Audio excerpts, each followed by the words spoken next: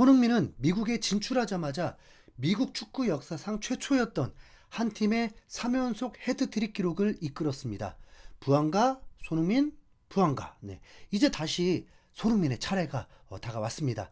전설의 시작은 9월 15일 30라운드 산호세전이었습니다. 이날 부안가가 홀로 3골을 터뜨리면서 LAFC의 4대2 승리를 이끌었습니다. 그 다음은 손흥민이었습니다. 9월 18일 34라운드 솔트레이크 원정에서 손흥민이 헤트트릭을 폭발시키면서 LAFC의 4대1 대승의 주인공이 됐습니다. 이때 부안가의 의도적인 도움이 손흥민이 미국 진출 6경기 만에 헤트트릭을 기록할 수 있었죠. 그리고 마지막 9월 22일 LAFC 홈에서 다시 만난 솔트레이크를 상대로 손흥민의 도움을 받은 부안가의 동점골, 그리고 손흥민의 환상적인 역전골로 기세를 잡더니 경기 막판에 부안가는 2골을 몰아치면서 대기록을 완성했습니다. 부안가, 손흥민, 다시 부안가. 네. 자, 그렇다면 이제 다시 손흥민 차례가 된 것이죠. 네. 우선 그 가능성은 충분합니다. 상대는 세인트루이스 시티입니다. 서부 컨퍼런스 15개 팀 중에 13위인 팀으로 올 시즌 무려 52실점이나 기록하면서 수비에 큰 약점을 드러내고 있습니다. 지난 전반기 맞대결에서 LAFC가 홈에서 2대2로 비기긴 했습니다. 하지만 당시 LAFC는 무려 23개 슈팅을 때렸고 점유율도 압도적이었습니다. 지금은 손흥민이 합류하면서 골 결정력 최강인 선수로 전력을 200% 끌어올려버리면서 강력한 우승 후보까지 올라온 상황이기 때문에 승리가 눈앞에 보입니다. 세인트루이스 이 구단은 2019년에 창단해서 2023년부터 MLS에 참가한 신생팀입니다. 첫 시즌이었던 2년 전에 돌풍을 일으키면서 서부 컨퍼런스 정규리그 1위를 차지했지만 플레이오프 1라운드에서 탈락했습니다. 작년에도 그 기세를 잃고 12위를 했고 올 시즌도 어김없이 하위권으로 추락한 상황입니다. 홈구장인 에너자이저 파크는 22,500명 정도 수용이 가능한 곳입니다. 이곳엔 올 시즌 미네소타 유나이티드에서 이적한 정상빈이 소속된 구단이기도 합니다. 하지만 정상빈은 올 시즌 리그 15경기에 출전해서 아직 공격 포인트를 기록하지 못하면서 주전 경쟁에서 어려움을 겪고 있습니다. 그래서 손흥민과 정상빈의 맞대결이 가능할 수도 있지만 출전 여부는 불투명합니다. 그런데 최근 이 팀의 성적을 보면 세인트루이스를 얕보면 큰 코 다칠 기세입니다. 직전 경기 산호세와의 경기에서도 원정에서 3대1로 승리를 거뒀고 몽레알이라는 팀도 2대0으로 이기고 댈러스와도 비겼습니다.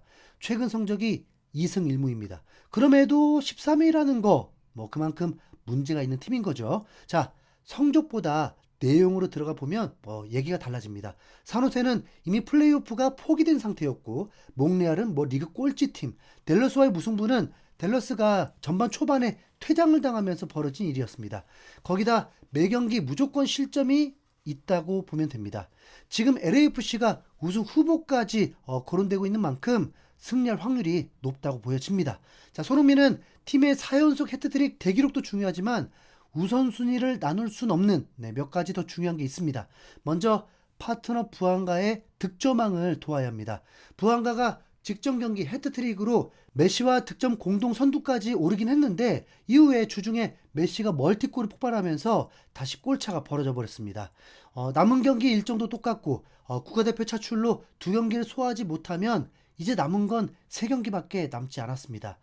신계 메시를 상대로 3경기를 통해서 득점왕 역전을 하려면 어쩌면 4연속 헤트트릭을 부안가에게 양보해주는 게 맞을지도 모릅니다.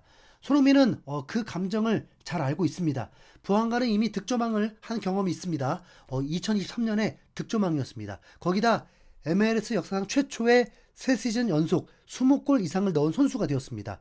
부안가가 어떤 욕심을 낼지 모르지만 최근 손흥민이 무릎팍 박사 컨텐츠에 출연하면서 강호동과의 만남이 있었는데 손흥민이 득점왕했던 그때를 다시 회상하면서 그 비하인드가 매우 흥미로웠습니다. 리그 마지막 경기를 앞두고 챔스 진출을 위해서는 노리치 시티를 상대로 승리만 하면 목표를 이룰 수 있는 상황이었습니다. 그런데 콘테 감독이 경기를 앞두고 2가지 목표를 하고 있다고 합니다. 그 중에 한 가지가 손흥민의 득점왕을 도우라는 것이었습니다. 그걸 선수들 전원 앞에서 콘테 감독이 한 말입니다. 손흥민은 경기가 풀리지 않으면서 아시아 역대 최초 프리미어리그 득점왕은 자신에게 올 수 없다고 체념하고 있었다고 합니다. 골키퍼의 선방과 골대 앞에서 무릎에 맞고 튕겨져 나가고 안 되는구나 싶었죠. 그런데 한 선수가 교체 출전해서 들어와서 한 말이 "소니, 내가 더 득점만 만들어줄게" 라고 했다고 합니다. 말로만 들어도 힘이 날 수 있는 동료의 말이었죠. 그리고 정말 동화처럼 그 일이 벌어집니다. 그 모우라가 직접 박스 바로 밖에서 미친 테크닉으로 볼을 흘려주면서 손흥민이 득점 1위에 오르게 된 것입니다. 동료들이 뭐 난리가 났습니다. 그런데 여기서 끝이 아니었습니다. 벤치에서 무명의 골키퍼가 "소니, 원모 라고 외쳤는데 그 이유가 살라도 골을 넣으면서 다시 살라가 1위가 된 것입니다.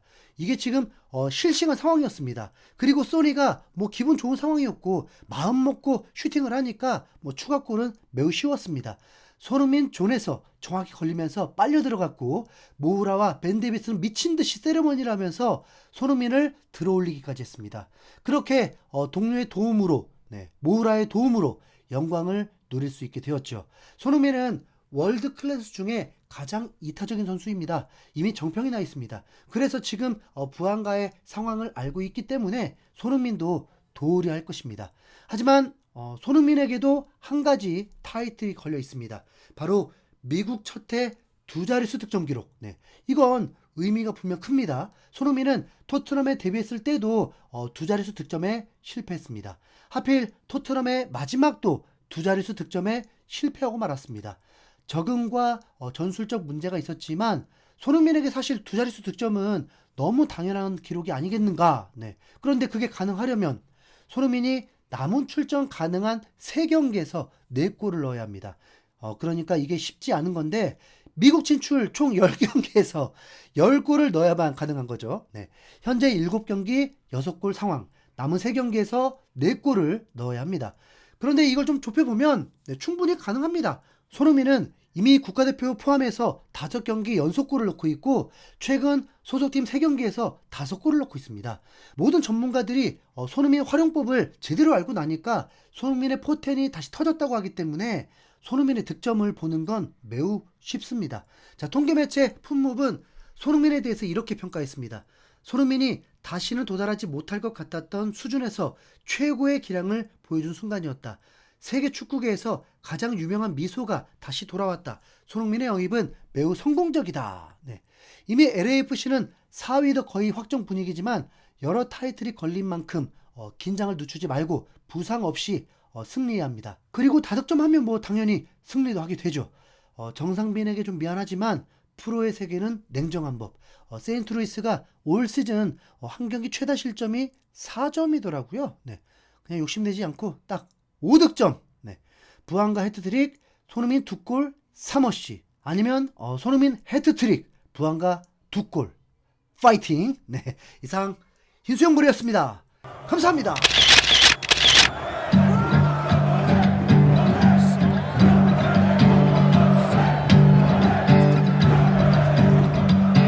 상상도 못할 일이 일어나 밤낮이 바뀌어도 난 행복해. 너의 그 찰칵 그 세레머니 득점왕 오시왕 이젠 캡틴 유럽을 뒤흔든 월드 클래스 웃음 마셔도 레전드야. 소니의 시대를